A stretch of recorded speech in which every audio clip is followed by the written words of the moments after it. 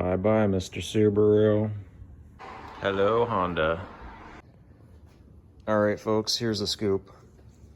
This 2000 Argo Conquest came from the factory with a 20 horsepower Kawasaki liquid cooled, as I'm sure you are all aware. When I bought this one, it already had this Subaru 28 horsepower air-cooled engine in it, which of course I was initially excited about, but it never really ran that great. It's fuel injected, which again, I was excited for, but the problem with that is because it's a computer controlling the fuel, when it runs like crap, there's not much I can do about it other than clean the throttle body and hope it works better. Make sure the injectors are flowing right. Anyway, it never really ran that great. Last winter, it was backfiring a bunch and just running super rich.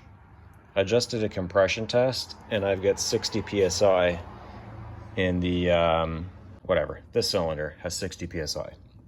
So I'm yanking it out. I'm gonna put a Honda 690 twin. Now Honda, they don't really sell their engines as a 20 horsepower or 26 or whatever horsepower engine. They sell their engines in a category, and the category that this thing is sold under is a maximum theoretical 27 horsepower or a, optimum 22.3 horsepower.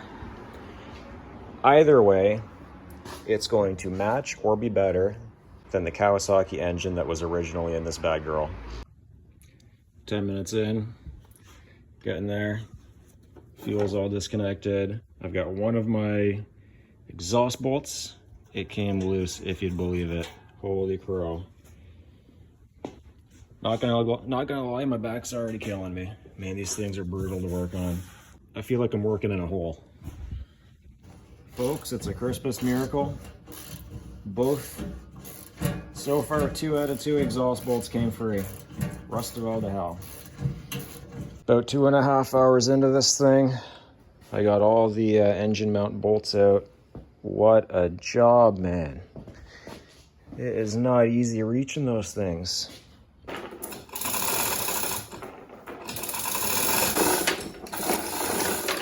All right, first annoying problem of the day, which ain't bad considering the engine's already on the bench. Can't get the clutch off. It's not tapered, it's a straight shaft with a key, so it should come off, it should just slide off. Mind you, 260 hours later, or however many hours are on, it's not sliding off. I got it to move just enough so that the spacer is kind of wiggling. And what I did, and I'm not sure you'd be able to do this with it in the, actually I know you would not be able to do it with the engine in the Argo, but take a drift or a punch or whatever you like to call it and stick it right there so that the angle of the dangle is right between the spacer and the clutch. You don't want to pry on these guys. You might bend it, you might crack it. A clutch on these things is like 500 US, so I'm being very careful right now. I don't want to put heat on it. So far, this has been enough to loosen this thing. So let's keep going. Engine's out. Clutch is off. Holy smokes, that was I don't know what to say. It was not easy. It was a bear of a job getting that thing off. Anyway, it's off. The PTO was dry as a fart, so no anti-seize was used last time it was put on. That's gonna change in the future.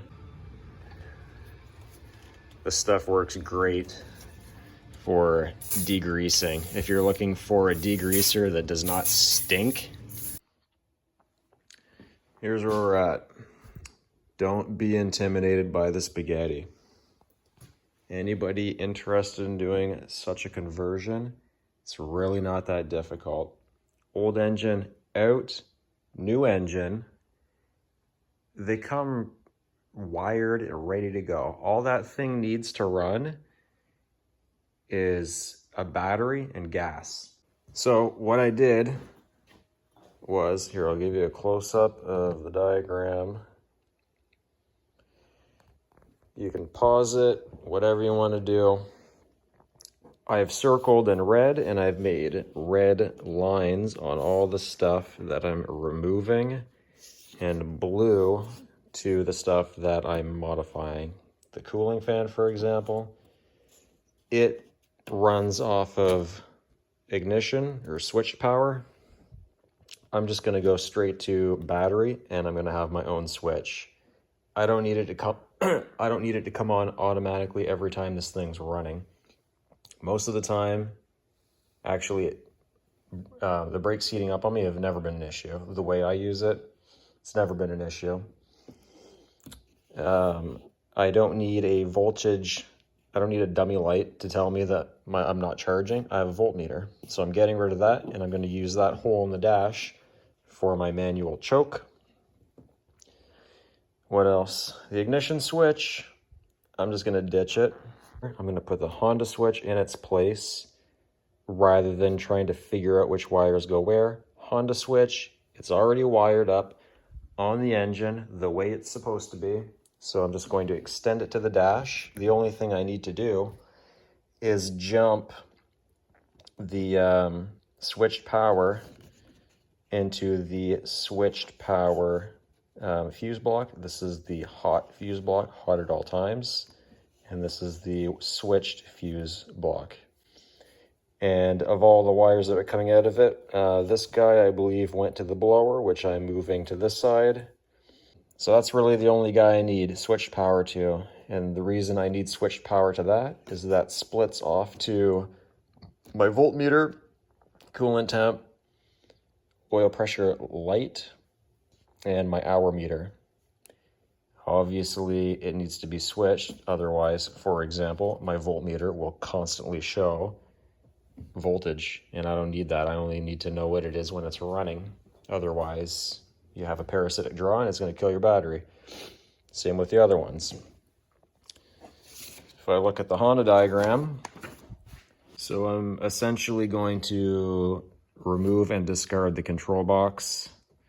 The hour meter, I'm going to unplug and relocate somewhere convenient.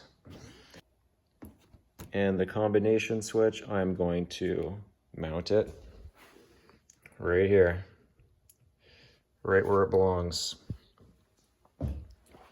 And again, from that, I just need to take this wire and jump it into this fuse block. And I'm done as far as the electronics go. In the meantime, I need to go through the spaghetti and get rid of all the crap I don't need, which is why I've marked everything here.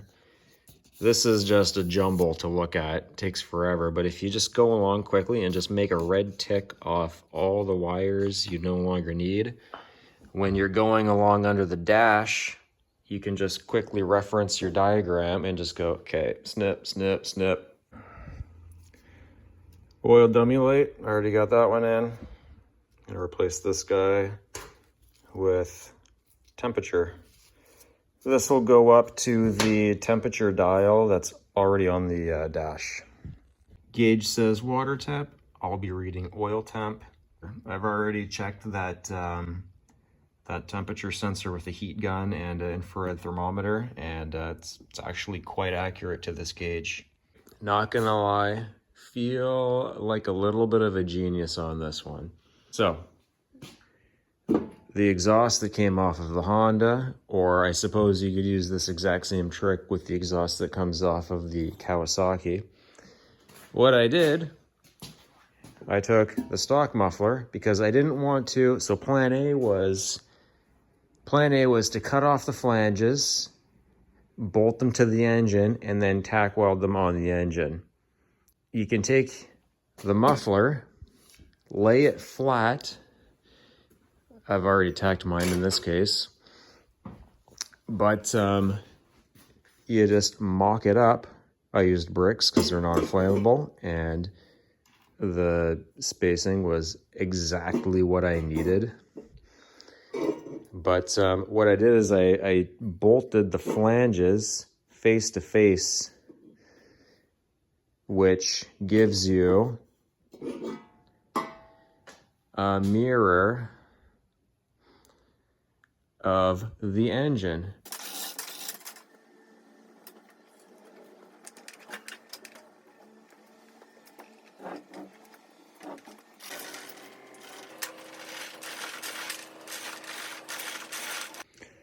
For the sake of a fairly thorough video, I forgot to take the measurements of the bed plate, or whatever you want to call it, where the engine mounts down on, which would really only be relevant to somebody doing this exact swap.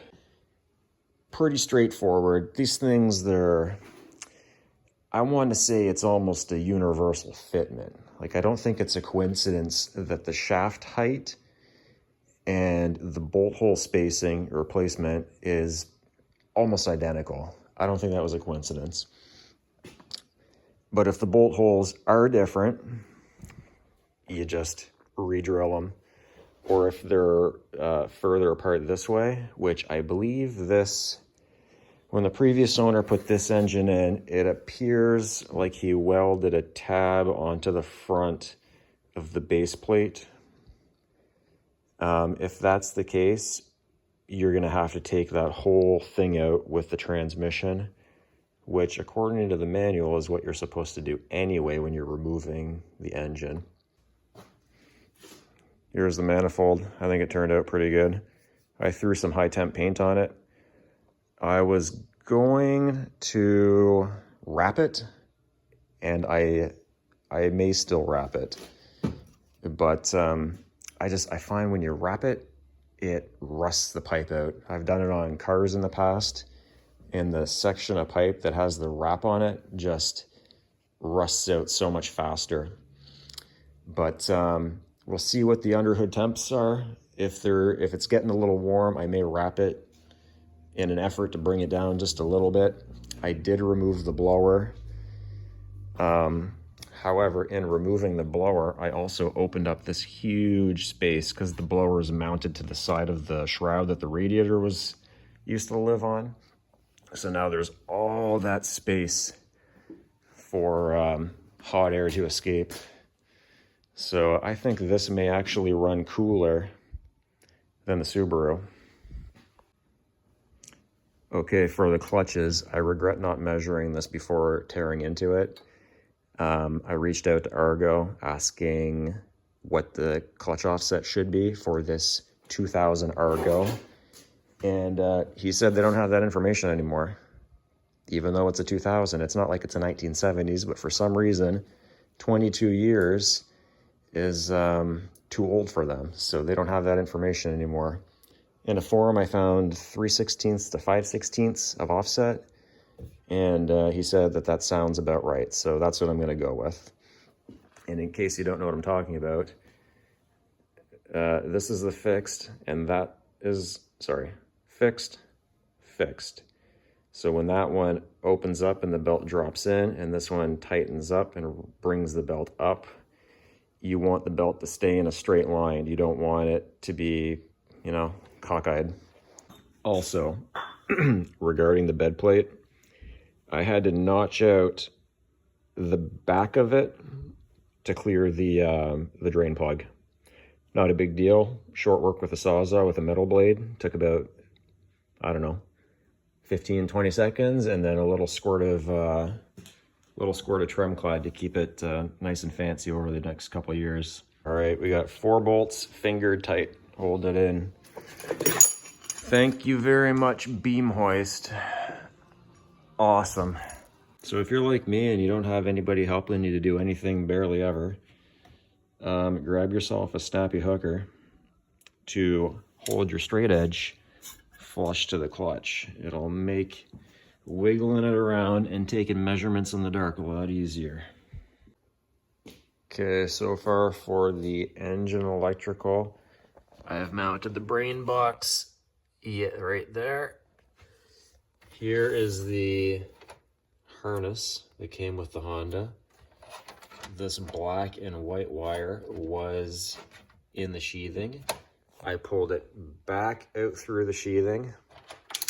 The black guy is going to go to the battery, easy. This white one, it's going to go to my key, which is going to be over here, right? So look at that. Perfect freaking length, man. If we come back to the other end of this sheathing here, this wire is unused. This is how it came out of the box. I'm not sure what it's for. This one is for the black with the yellow trace. That's like bonus ignition power for you know, accessories and stuff. The two gray wires, more details. On the wiring diagram, it's marked as LO. I forget what it stands for, but it's basically an ignition source power. Ignition power source. Holy frig. These gray wires, again, coming through the sheathing. These guys go to the stator. So obviously that ain't gonna reach. So I'm extending it with 14 gauge, which is what this is, with these fancy pants, silicone, totally waterproof connectors that you can remove, which is pretty cool. For, if you can see here, a little dark, Honda connector. No, I'm not gonna chop those off. I went out and I spent a bunch of money and I got actual connectors. If you're wondering where I got these, here's where I got them. Corsa Technic. Awesome spot to get OEM connectors. So instead of chopping, I'm just gonna leave the Honda engine wiring as is, and I'm just gonna lengthen everything. For the key, this black plug goes to the hour meter, which once it's mounted in the firewall, I figure I'll just have it kind of here somewhere. I'll make a bracket or self-tap it into something.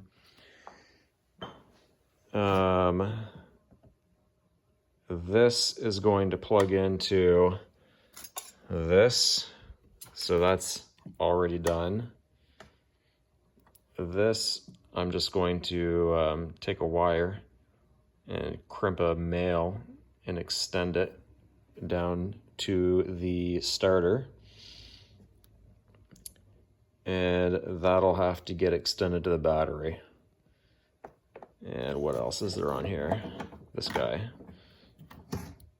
I'll probably just self tap that right into there.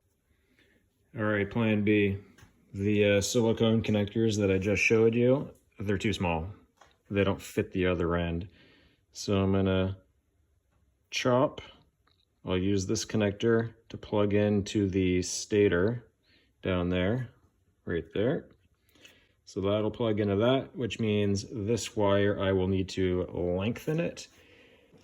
And since it's going to something important like the stator, I want it done as best as possible. So I went out and I picked up these. If you've never seen these before, it's basically heat shrink tube with solder in the middle. It's kind of like lazy man soldering. So I did a little test here for show and tell, and it's, you know, the tubing shrinks around the wire as you would expect, and the thing in the middle, there you go, you can see how it solders the wire.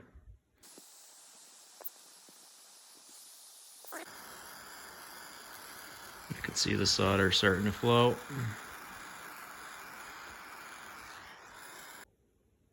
Harness, solder connector,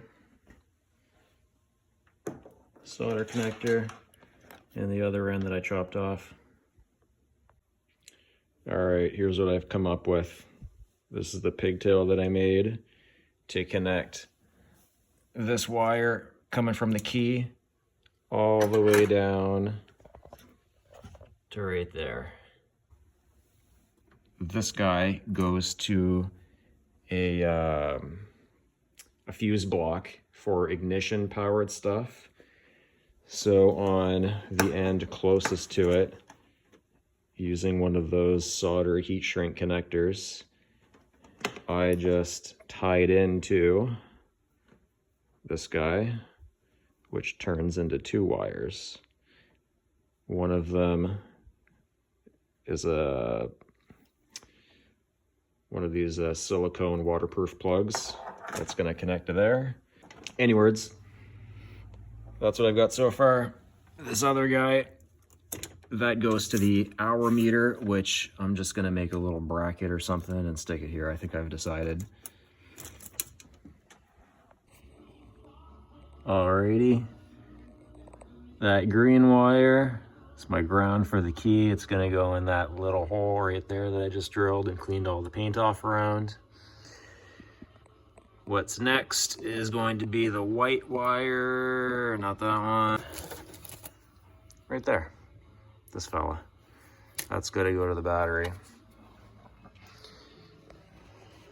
Green wire is going to attach to that. That's my ground for the key, which is attached to the ground bus right there, which goes to the battery.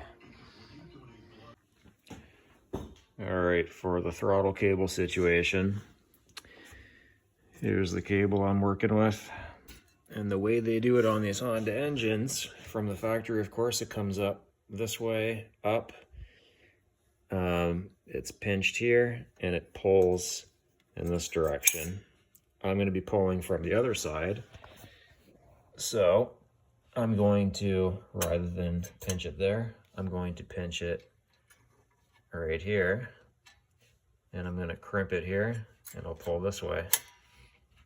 For the choke, oh, before I move on, they give you two of these guys, one there, one here. I already removed this one, and I stuck it over here. To do that, this whole thing has to come off, which is super simple. It's 2 bolts, one here, one there. Haven't tightened it yet. And otherwise you'll never get the circlip on the back. So pop that off, move it over, and now I can use my $10 Amazon choke and pinch it, crimp it, and then pull in that same direction. Comes throttle cable on, choke cable on. The choke is right here. That's where the no charging warning light used to live. The clutch faces, I cleaned them off with some Acrosol. Brake clean would probably also do the trick, but this is what I had on hand. You just want like a no residue type of cleaner. And I put some paper towel down there on top of my chains. I learned my lesson the last time I went to put a belt on and ended up whacking the belt against the greasy chains about 100 times. Hopefully this helps. Belt on, exhaust on. Not too shabby. Just working on getting the heat shields back on. This lower one works. I just test fitted it, fits perfectly. The top one, I'm gonna have to like angle it up because I'm running out of space.